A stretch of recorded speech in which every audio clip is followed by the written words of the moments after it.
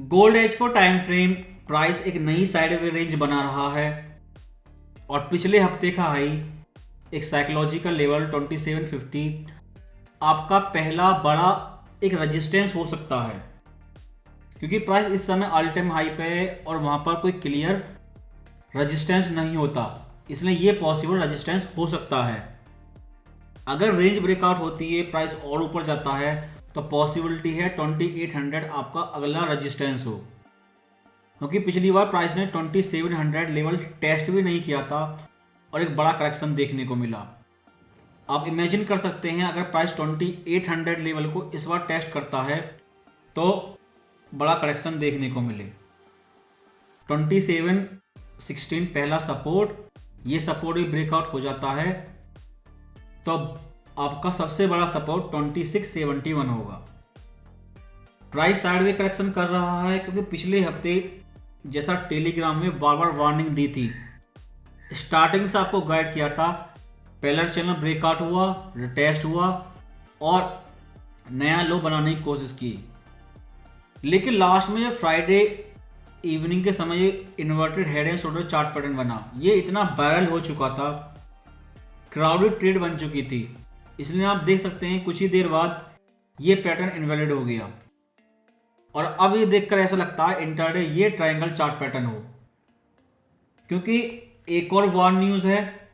Monday market open के समय market action पूरी तरह इस नई वार न्यूज़ पर डिपेंड करता है, लेकिन आपके पास clear static support resistance level है। लेकिन और ज़्यादा क्लियरिटी के लिए अगर आप डेली टाइम फ्रेम देखें, जब तक प्राइस इस ट्रेंड लाइन के ऊपर ट्रेड कर रहा है डेली टाइम फ्रेम पर, टेक्निकली ये बुलिश है, आप फोमो बाइंग करते रहिए। लेकिन अगर ये ट्रेंड लाइन ब्रेकआउट हो गई तो गोल्ड इंस्टेंटली बेरिश हो जाएगा, आपको सारी बाइंग पोजीशन एग्जिट करनी होंगी, लेकिन उससे पहले फोमो बाइंग पॉसिबिलिटी है।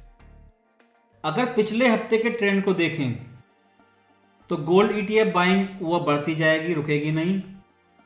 COT उन्होंने पिछले हफ्ते फिर से बाय किया और ये इस महीने का लास्ट वीक है, इलेक्शन रिजल्ट से पहले लास्ट वीक है, FOMC से पहले लास्ट वीक है और जो दिवाली जो फेस्टिवल बाइंग आएगी, जो मैरिज सीजन स्टार्ट होगा, उससे पहले लास्ट वीक है। अगर ये सब भी कम है तो ये FOMC ब्लैकआउट समय है, जिस समय हेज फंड गोल्ड के साथ कुछ भी कर सकते हैं। अगर नंबर 2 गोल्ड कंज्यूमर मार्केट के पॉलिसी मेकर PM मोदी को देखें, उनके ट्विटर अकाउंट पर आपको सारी ब्रिक्स फोटो वीडियो मिल जाएंगी जो पिछले हफ्ते वायरल हो रही थी। आप देख सकते हैं कि नंबर 1 और नंबर 2 गोल्ड कंज्यूमर मार्केट दोनों इस इमेज में है और नंबर 2 कंज्यूमर मार्केट इन्होंने रिसेंटली पॉलिसी बनाई हुई थी, टैक्स कट किया था, जिससे गोल्ड को डायरेक्टली इन्फ्लुएंस किया गया। और जब पहली बार ट्रंप इलेक्शन रिजल्ट आया था उस समय भी इन्होंने गोल्ड को क्रैश कर दिया था। इन्हें देखकर ऐसा लगता है ब्रिक्स फोटो को कि गोल्ड के लिए एक बड़ी एड फिल्म तैयार की जा रही है, मोटिवेट हो और फोमो बाइंग करें। लेकिन ये नंबर 2 कंज्यूमर मार्केट हैं और इनकी पॉलिसी उस कंज्यूमर मार्केट को डायरेक्टली इफेक्ट करती है, जो रिसेंटली आपने इस साल टैक्स कट के समय देखा। लेकिन प्रॉब्लम यह है, इस हफ्ते और भी न्यूज़ हैं, GDP है, PCE है और NFP जो सबसे बड़ी न्यूज़ होती है, हम सब जानते हैं। लेकिन ये सारी बड़ी न्यूज़ एक साथ आ रही हैं इलेक्शन से एक हफ्ते पहले, और जितनी मेहनत बाइडन पिछले 2 साल से कर रहे हैं, मुझे नहीं लगता इलेक्शन से एक हफ्ते पहले सारी चीज़ खराब कर देंगे। इसलिए हो सकता है पॉलिटिक्स की वजह से इस हफ्ते NFP की वैल्यू ना रहे, जो सबसे बड़ी न्यूज़ है उसकी वैल्यू ही खत्म हो जाए, जैसा silicon valley bank run news से पहले हुआ था। क्योंकि इलेक्शन रिजल्ट से बड़ी कोई न्यूज़ नहीं है, इसके आगे किसी न्यूज़ की कोई वैल्यू नहीं है, क्योंकि फेड का नवंबर FOMC का रेट डिसीजन, एक एक शब्द जो उनके मुंह से निकलेगा वो इलेक्शन रिजल्ट पर डिपेंड करता है, वही बोलेंगे जो बाइडेन चाहेंगे, ना कि एनएपी डिसाइड करेगी और ना ही जीडीपी। लेकिन फिर भी अगर बड़ा एक्शन होता है इन न्यूज़ के समय, आप तैयार रहें। और टेक्निकली ये ट्रेंड लाइन ही आपका सपोर्ट लेवल है, इसके ऊपर फोमो बाइंग करते रहिए। अगर ट्रेंड लाइन ब्रेकआउट हो गई तो गोल्ड इंस्टेंटली बेरिश हो जाएगा। अगर वीकली चार्ट को देखें तो प्राइस हर हफ्ते ऊपर जा रहा है और आरएसआई फ्लाई हो रही है, गोल्ड रुकने का नाम नहीं ले रहा। और ये पॉसिबल फिर प्रोजेक्शन 38 पे बड़ा रिजेक्शन हमें देखने को मिला। इस समय प्राइस 200% प्रोजेक्शन के पास में है, ये हमारा पॉसिबल रेजिस्टेंस हो सकता है। और पिछले हफ्ते 3 बार आपने इस लेवल के पास से इंटरडे डंप भी देखा।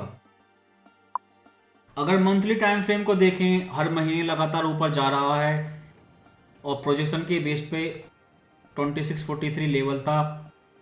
इस हफ्ते आपको मंथली क्लोजिंग मिल जाएगी और ये देखना होगा क्लोजिंग कहाँ होती है, क्योंकि आप ये ध्यान रखें नवंबर महीने की कैंडलस्टिक कहाँ क्लोज होगी, क्योंकि नवंबर महीने में हिस्ट्री लिखी जाएगी। हमेशा याद रखा जाएगा रिजल्ट क्या था और फेड ने क्या बोला था। केवल इसी चीज़ पे फोकस रखें कि नवंबर महीने की क्लोजिंग कहाँ होगी, 2800 के ऊपर या आपके 2500 के नीचे, क्योंकि हायर टाइम फ्रेम सारे के सारे ओवर बाउट हैं। और जब ये मूव करना शुरू करेंगे, H1 RSI अगर जीरो भी चली जाए तो कोई बड़ी बात नहीं है, क्योंकि पहले इन्होंने रेट कट प्राइस करा पिछले 2 सालों में। इलेक्शन इन्होंने मार्च के महीने में प्राइस करना शुरू किया जब ब्रेकआउट हुआ। जब इलेक्शन कंप्लीट हो जाएगा, अगर यहाँ बाय द रूमर ट्रिगर हो गया तो डेली टाइम फ्रेम की ट्रेंड लाइन इजीली ब्रेकआउट हो जाएगी। और इससे पहले कि ये सारी न्यूज, चाहे इंडिया दिवाली हो, इलेक्शन रिजल्ट हो या फेड रेट डिसीजन हो, ये इससे पहले लास्ट वीक है, उसके बाद सारी न्यूज एक साथ गोल्ड को हिट करेंगी। अगर H4 टाइम फ्रेम देखें बिगिनर ट्रेडर के लिए तो क्लियर सपोर्ट एंड रेजिस्टेंस है आपके पास, और 2680 लेवल के पास में एक डेली टाइम फ्रेम की ट्रेंड लाइन है। अगर चार्ट पैटर्न के रूप में देखें तो ट्रेंड लाइन है, स्टैटिक लेवल के रूप में देखें तो सपोर्ट लेवल है। जब तक इन दोनों के ऊपर है गोल्ड बुलिश है। अगर ये लेवल ब्रेकआउट होगा तो गोल्ड इंस्टेंटली बेरिश हो जाएगा। पिछले हफ्ते अगर आप देखें तो गोल्ड इस लेवल के ऊपर ही रहा और फ्राइडे को फिर से ऊपर गया, हो सकता है वार न्यूज का कारण हो। लेकिन पिछले हफ्ते गोल्ड की सबसे बड़ी माइनिंग कंपनी का स्टॉक क्रैश हुआ, वर्टिकल लाइन में नीचे आया है।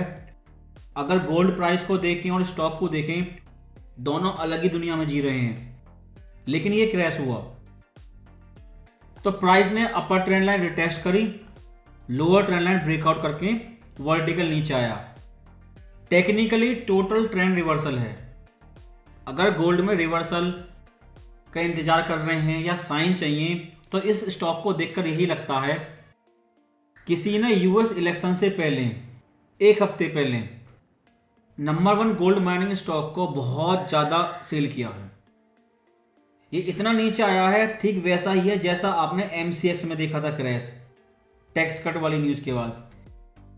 इसे पूरी तरह रिकवर होने के लिए, वापस फिर से $60 जाने के लिए लगता है गोल्ड को $3000 जाना पड़ेगा, उससे पहले ये रिकवर नहीं होगा। इसलिए बिगिनर इंट्राडे ट्रेडर के लिए आप H4 टाइम फ्रेम पर इन सपोर्ट रेजिस्टेंस पे फोकस रखें। और इस हफ्ते क्योंकि सब लोग इलेक्शन रिजल्ट का इंतजार करेंगे, अगर इंफॉर्मेशन लीक हो जाती है इलेक्शन को लेके तो वो भी इसी हफ्ते होगी, जो न्यूमांड स्टॉक को देखकर लगता है। अदरवाइज वर्टिकली क्रैश क्यों होगा वो इतनी जल्दी। उस कंडीशन में बेरिश पॉसिबिलिटी के लिए पहली ट्रेंड लाइन है, दूसरा 2680 लेवल है। उससे पहले अगर 2716 लेवल ब्रेकआउट हो जाता है तो ये पहला साइन होगा, क्योंकि इससे ब्रेक होने के बाद रिटेस्ट पे आप सेल कर सकते हैं और ट्रेंड रिटेस्ट पहला टारगेट करेंगे। लेकिन उससे पहले रेंज की तरह आपको ट्रेड करना होगा, क्योंकि पॉसिबिलिटी है जो आपने पिछले हफ्ते देखा पहले प्राइस ऊपर गया, साइडवे करेक्शन, ये साइडवे करेक्शन भी इस हफ्ते कंटिन्यू रहे, यानी कि इलेक्शन रिजल्ट के समय तक। लेकिन जितने समय तक प्राइस साइडवे करेक्शन करेगा, ट्रेंड लाइन जिस तरह 2590 से बढ़ते बढ़ते 2680 लेवल तक आ चुकी है, हो सकता है इलेक्शन रिजल्ट तक ये ट्रेंड लाइन भी 2716 लेवल तक आ जाए। इसलिए इस हफ्ते इस लेवल पे भी फोकस करें।